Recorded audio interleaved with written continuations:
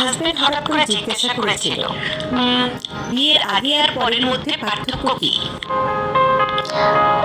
তখন আমি বলেছিলাম, বিয়ের আগে ছিলাম বাবার বাড়ির মেয়ে, আর এখন এখন হয়েছে শ্বশুর বাড়ির বৌমা।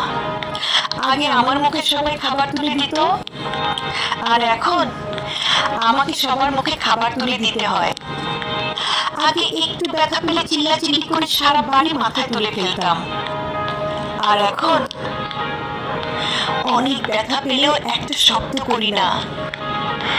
আগে হাসার জন্য মা বকতো, আর এখন কাঁদতে গেলেও ভয় হয়।